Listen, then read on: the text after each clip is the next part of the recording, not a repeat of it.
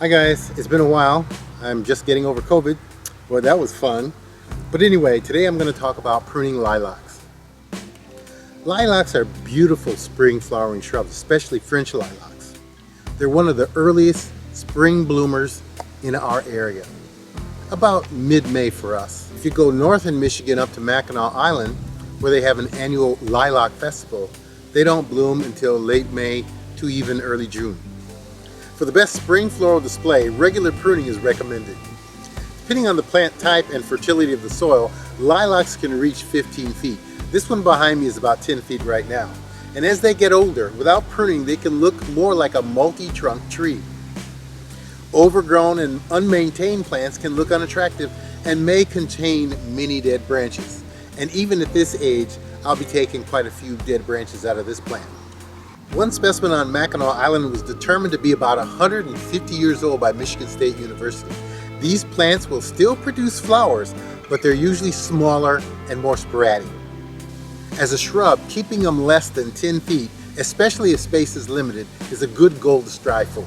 Renewing the plant with annual pruning will not only control the size, but will produce more profuse flowering with larger flower clusters. Today I'm going to use two types of battery-powered pruners. The first one's a hand pruner, and the second one is a Black & Decker. It looks like a little miniature chainsaw and loppers at the same time. And I basically replaced using my loppers by using this little gizmo. It does a very good job.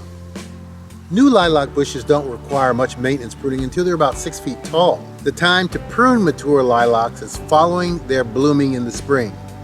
Now, you can prune right after winter, but you have to realize that you will be pruning off flower buds because the flower buds are formed the previous summer into the fall for the following season. So if you don't mind losing some of your floral display, you can prune right after the winter months before growth starts. This is also true with just about any shrub that blooms before June 10th in our area, which would include forsythia, spirea, regelia, and viburnums, and many other spring flowering shrubs. The place I always like to start is removing all of the dead material. And actually that could be done anytime during the year. Now if you have neglected mature plants, what you may consider doing is start by removing 1/3 of the oldest shoots in 1 year. And we're talking about living shoots. And normally we want to start with some of the tallest ones too, because we're trying to lower the overall height of the plant. Also, depending on how vigorous the bush is, you may want to thin out some of the new shoots coming up from the base. The following season, you should remove about half of the remaining older shoots. Of course, any dead material, and then you may do some thinning out of additional shoots. Right here I have two very large branches that account for the highest point in this shrub. I'm going to take one of them out. I like to take the tallest one out if possible. The base isn't too bad. It has some younger branches coming up, but not ridiculous amounts, so I don't have to take them out this year. It can always wait till next year. But now what I'm going to do is I'm going to trim back some of the side branches so that's a little bit more balanced. These branches are sticking too far out from the base, which makes it difficult to cut under them. So I'm going to trim them back a little bit. This is what it looks like after trimming. In year 3, if there's still some old shoots remaining, then remove those.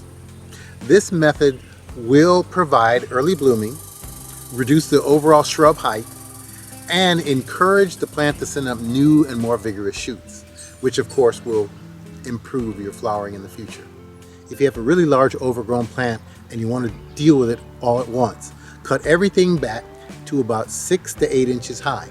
This would be done late winter, early spring, before growth starts. The plant will respond by sending up many vigorous shoots. The following season, select about 7 to 10 of the best, most vigorous shoots, and then remove everything else. If they're quite tall and you want to get them to branch, you can trim them back to a side bud, preferably a bud that's going to go outward and not inward.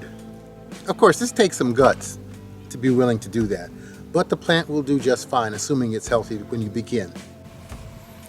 This is a finished bush.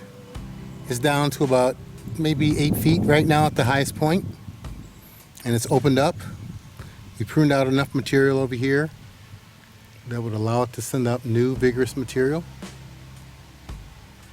So overall, it should be all right for a plant that has been neglected. Of course, you have to realize that no two people will prune exactly the same way. At least there's no dead material in it. This is Gary. See you later. Bye.